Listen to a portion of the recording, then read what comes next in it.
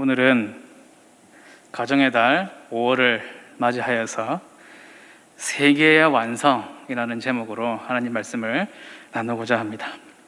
예수님께서 십자가에 달려 돌아가실 때에 하신 그 말씀 중에서 다 이루었다 하신 그 말씀이 있는데, 예수님의 구원 사역의 완성을 그 말씀에서 볼 수가 있습니다.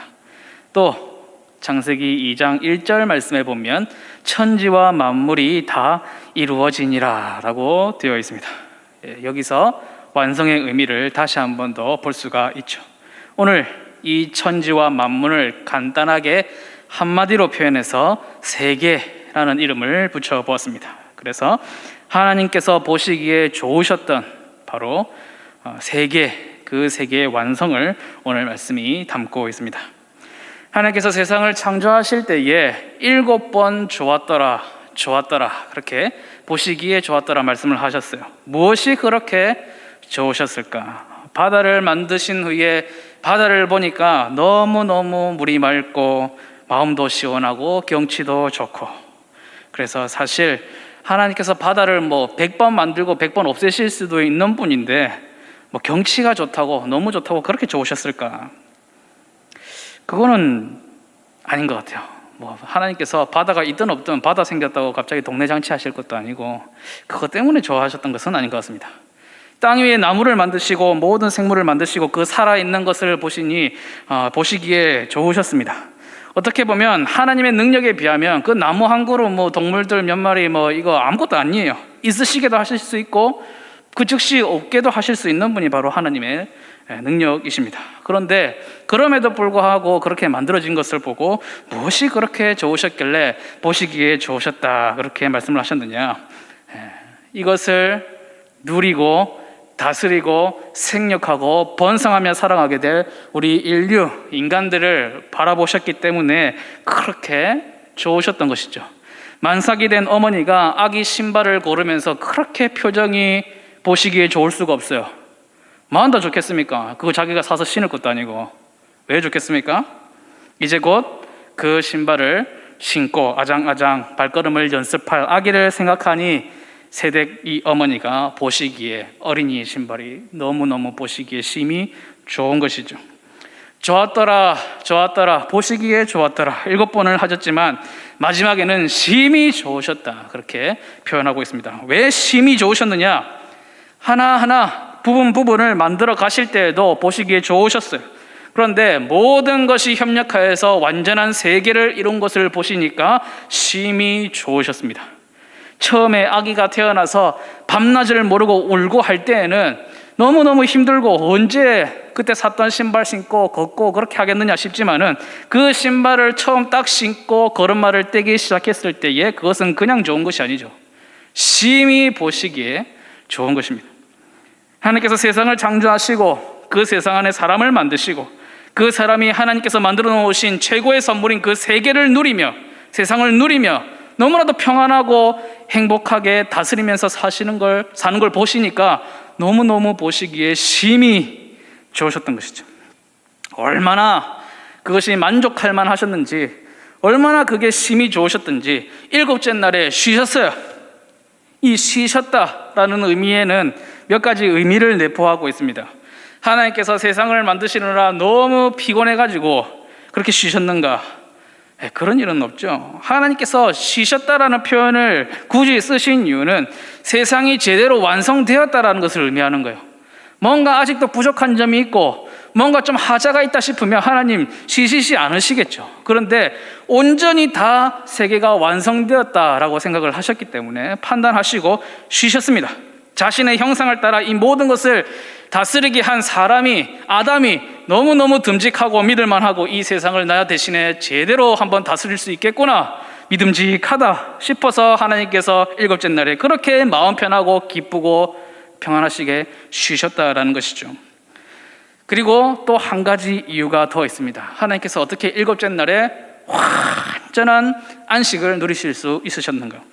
자, 이제 하나님의 마음에 들 정도로 완벽히 에덴 동산이 창조가 되었습니다. 여기서 한번 질문을 드릴게요. 여자는 몇째 날에 창조가 됐을까요? 여자는 몇째 날에 창조가 되었을까? 제가 어떤 책을 읽으면서 오늘 설교의 인사이트를 집사람에게 얘기를 했더니 그거는 다른 문제다, 그거는 좀 아닌 것 같다, 그렇게 얘기를 하더라고요. 그래서 제가 우리 집에 자꾸 퇴근하면 오는 그 사모님도 설득을 해야 되는 제 입장이 있는데, 분명히 아담보다는 나중에 만드셨어요, 그죠? 아담을 6째 날에 만드셨는데 아담보다는 나중에 만드셨고, 아담의 6째 날에 만드셨고 또 7째 날에 쉬셨으니까 그러면은 8째 날에 만드셨나? 그렇게 생각할 수도 있겠죠.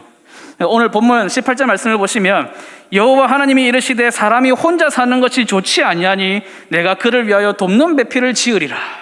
여기서 발견할 수 있는 아주 중요한 인사이트가 있습니다. 하나님께서 세상을 창조하시면서 다 좋으셨어요. 다 보시기에 좋았고 너무너무 마음에 들었고 심히 좋았습니다. 천지만물이 다 이루었습니다. 그런데 그 중에 딱 하나 그 중간에 마음에 걸리셨던 부분이 있는 거예요. 보시기에 좋지 않았던 게 있는 겁니다.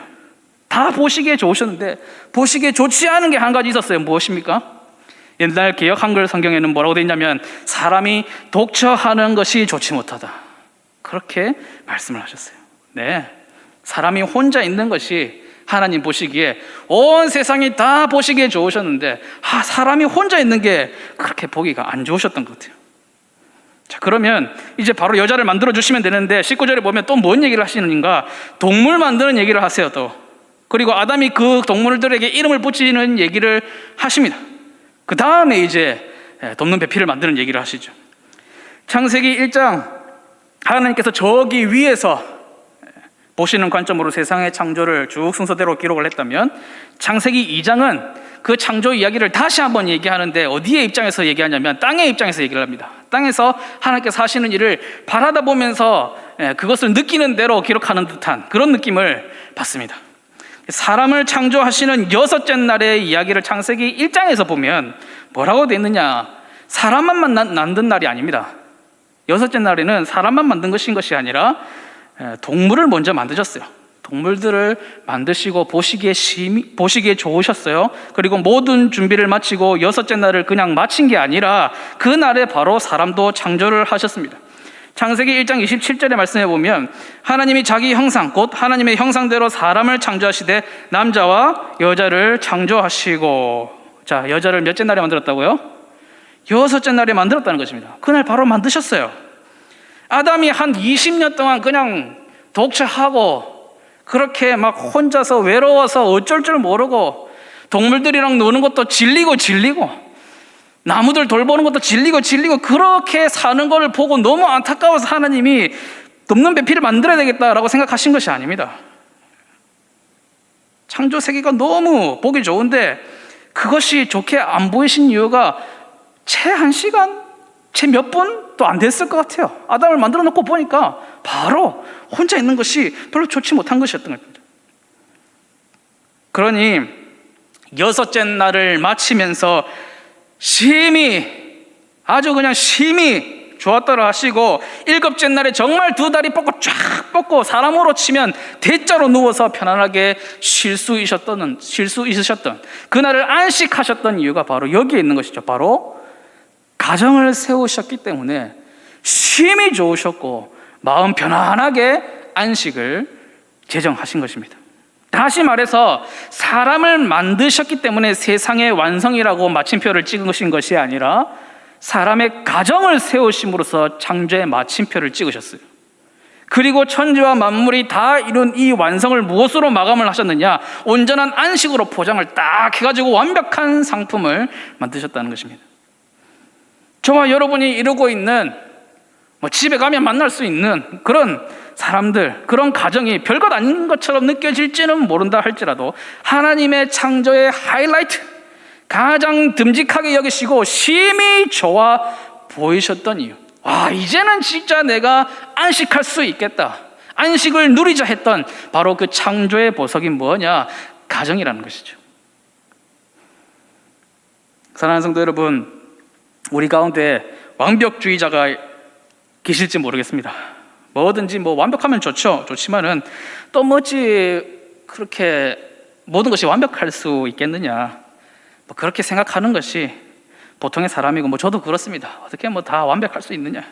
그런데 한 번씩 이 완벽을 추구하는, 완벽주의를 추구하시는 분들을 만나보면 좋은 점도 많이 있지만 숨이 탁탁 막힐 때가 있어요.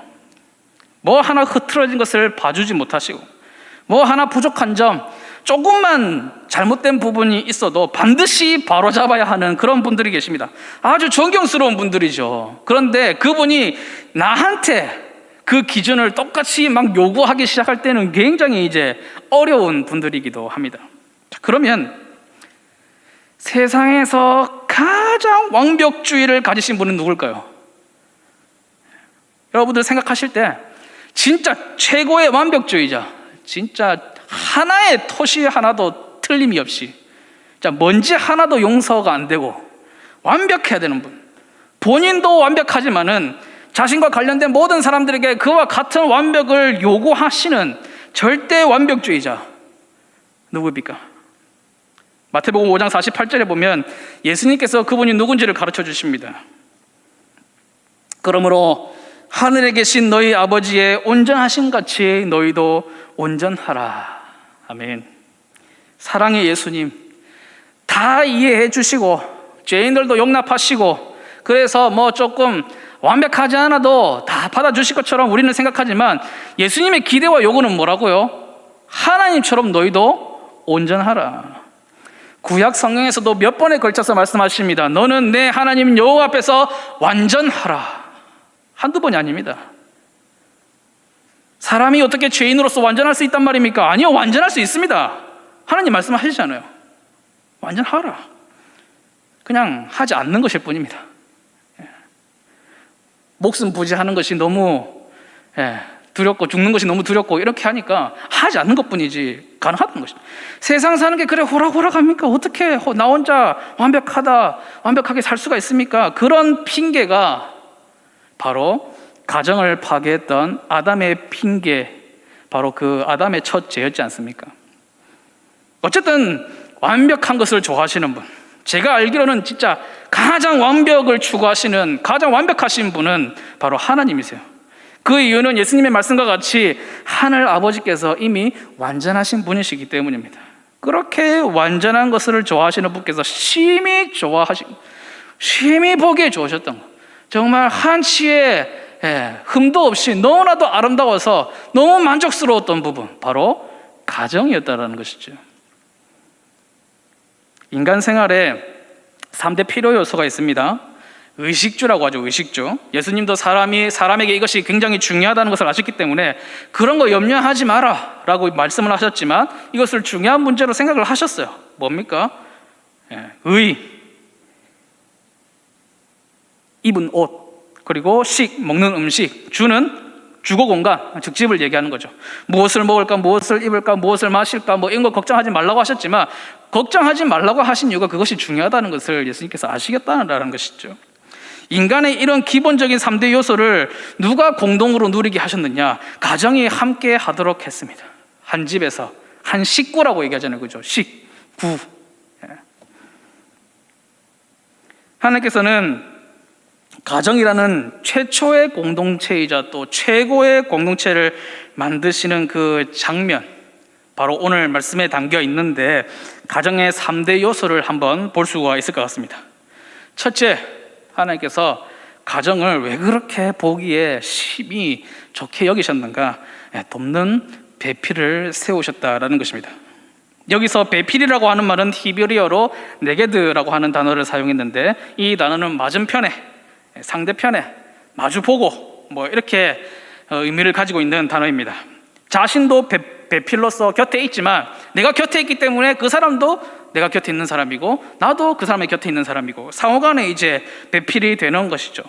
간혹 우리 여성들 가운데서 우리는 뭐 남편 하는 일 돕는 그런 거나 하라고 만들어진 사람이냐, 이렇게 언짢게 생각하시는 분들이 계실지도 모르겠습니다. 예전에는 몇 번 만나 뵀는데, 돕는다 할 때 사용한 이 단어는 히브리어로 에제르라고 하는 단어를 썼습니다. 돕는 자라는 의미를 가지고 사용되었습니다. 그러면 이 단어가 성경에서 여기다 사용됐는데 성경에서 몇 번 사용됐어요? 여러 번 사용됐습니다. 그 중에 가장 많이 사용된 대상이 누굴까요? 돕는 자. 예. 누구한테 가장 많이 사용됐을까요? 바로 하나님께서 나의 도움이시오, 나의 도우시는 분이시라는 표현들에서 가장 많이 사용되었습니다. 그러므로 남편에게 있어서 아내는 누구와 같은 존재라고요? 대답 안 하실 줄 알았습니다.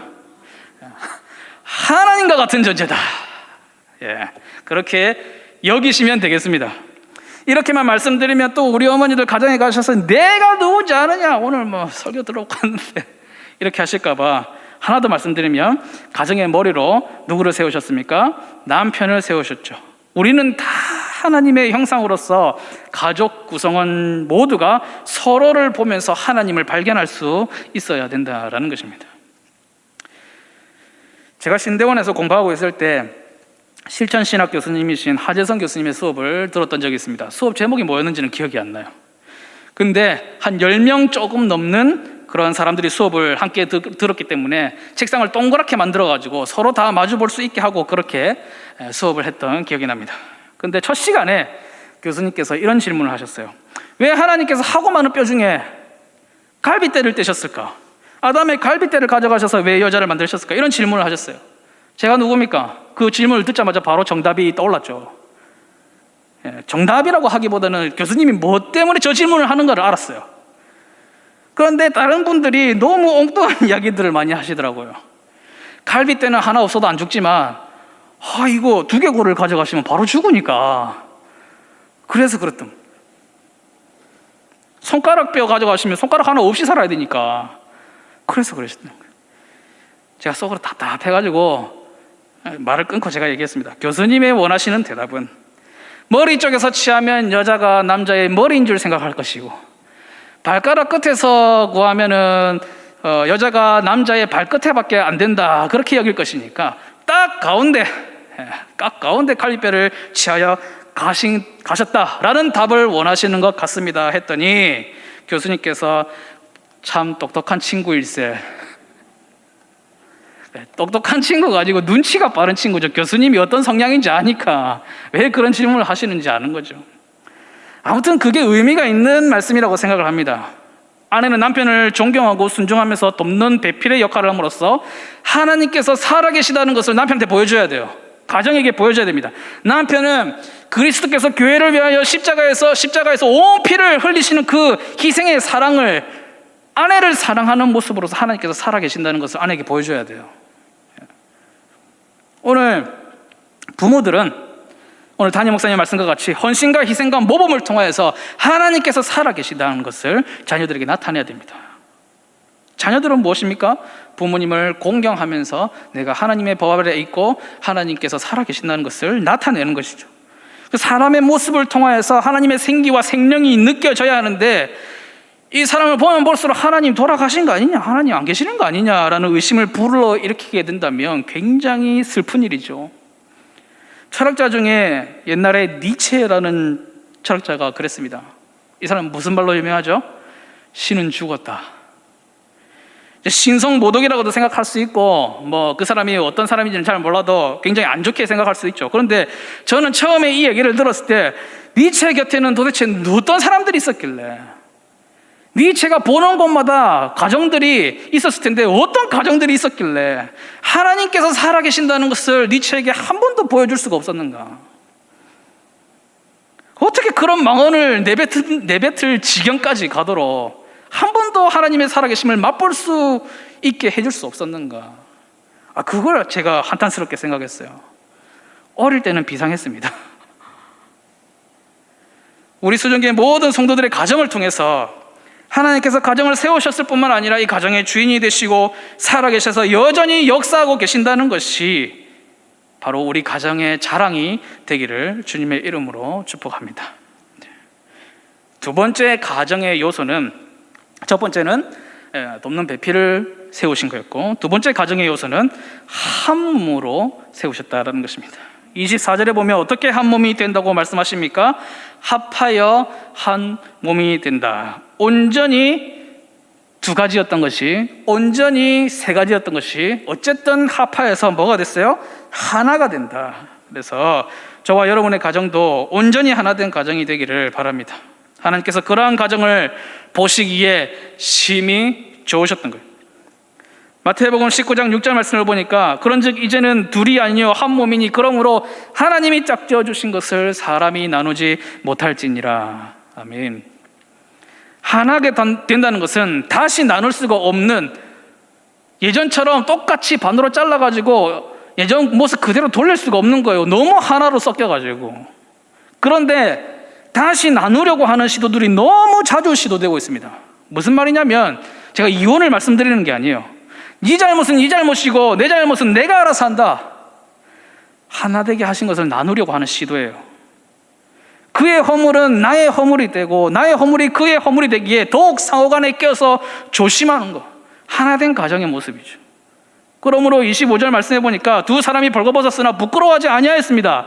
그것은 아직 죄가 들어오기 전에 온전한 모습이기도 하지만 또 그들이 온전히 하나였기 때문에 그들이 남자와 여자로서 서로 다른 신체의 부분을 보면서도 전혀 부끄러움이 되지 않았던 것이죠. 하나 된 것을 나누려고 하는 유혹, 죄가 들어올 때에 그런 시도가 시작이 됐습니다. 아담의 비참한 모습이었죠. 하나님이 주셔서 나와 함께 있게 하신 여자, 그가 그 나무 열매를 내게 줌으로 내가 먹었나이다. 여자가 먼저 잘못했고요, 나를 잘못하도록 만들었습니다. 고발하는 거죠. 철저하게 하나된 아내와 자신을 분리하고 있습니다. 나는 아니라는 거죠. 결국 하나님의 창조에 실책이 있다고 지적을 하는 거죠. 하나님 뭔가 잘못 만들었다 지금. 창조해 주신 하나님 안에 자신이 온전히 들어가 있음에도 불구하고 자신을 억울하게 만든 하나님이라면서 철저히 하나님과 자신도 분리하고 있습니다. 제가 이렇게 무서운 거예요. 반드시 죽으리라고 하신 그 죄의 문제도 진짜 큰 문제지만, 그러나 모든 것으로부터의 분리, 심지어 하나님으로부터의 분리, 그것 진짜 죽음, 그것을 만들어내는 것이 죄이기 때문에 죄의 문제가 심각하다라는 것이죠. 그래서 하나, 합하여서 하나로 부르셨다라는 것은 죄로부터 보호받도록 하나로 부르셨다라는 것을 말합니다. 가정의 구성원 중에 하나가 잘못하였다고 해도 그의 벌거벗게 된 것으로 인하여서 부끄러워하지 않아도 되고, 전체의 아픔으로 여기고 회개하면서 다시 하나님 앞에 온전한 가정의 모습으로 노력해가고 기도하고 그렇게 하는 것이죠. 저와 여러분이 잘 알고 있다시피 그렇게 하나 되게 하는 것을 지켜간다는 게 쉬운 일은 아닙니다. 정말 어려운 일이죠. 그러나 그 힘든 것을 해내게 하도록 하기 위해서 하나로 만드셨어요. 아담은 내 뼈 중에 뼈요 살 중에 살이라고 하였고, 여자는 모든 산자의 어미라는 이름으로 하와라는 이름을 받았습니다. 그러므로 가정은 그냥 호적상 서류의 한 가정이 아니라 진짜 한 피와 살과 은혜로 그냥 완전히 붙어버린 하나의 가정이, 가정 안에는 네가 있지 않고 내가 있지 않고 우리가 있는 것입니다. 이 공동체가 하나님이 보시기에 심히 좋았던 거예요. 아담과 하와가 있는 게 아니라 그 가정이, 그들이 있었기 때문에 하나님이 보시기에 심히 좋았습니다.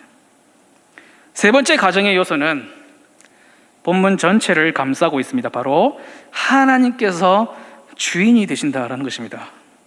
하나님께서 만드셨고 하나님께서 세우셨고 하나님께서 하나가 되도록 하셨습니다. 그러므로 가정의 주인은 누구입니까? 바로 하나님이시죠.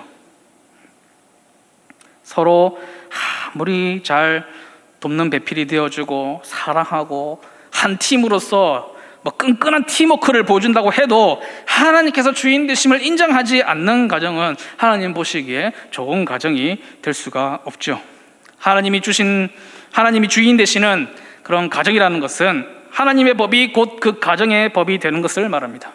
정령 죽으리라고 하신 그 경고하신 말씀들은 두려움으로 받아서 죄를 피하고 은혜의 약속이 있는 말씀을 따라서 행하는 가정, 바로 저와 여러분의 가정이 되기를 주님의 이름으로 축복합니다. 지금까지 가정의 요소들을 잠깐 생각해 봤는데요, 세상의 완성이라고 할 만합니까? 그런데 이런 가정의 이야기를 들으시면서 가정뿐만 아니라 자꾸만 딴 게 하나가 생각이 나셔야 돼요. 이 다른 얘기인 것 같은데, 가정 말고 딴 얘기도 되는 것 같은데, 이렇게 생각이 나셔야 정상입니다. 하나님께서 직접 제정하시고 세우신 공동체, 바로 가정과 또 하나가 있기 때문이죠. 무엇입니까? 교회입니다. 믿는 자들이 독처하는 것이 좋게 보이지 않으셨기 때문에 공동체로 불러 모으셔서 세우신 것이 바로 교회라는 공동체가 되겠습니다. 교회는 하나님께서 돕는 배필을 주심으로써 세우셨습니다.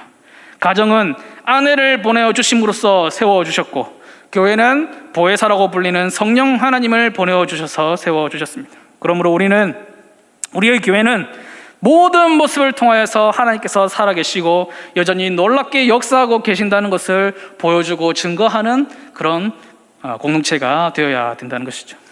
교회는 또 한 몸으로 세우셨습니다.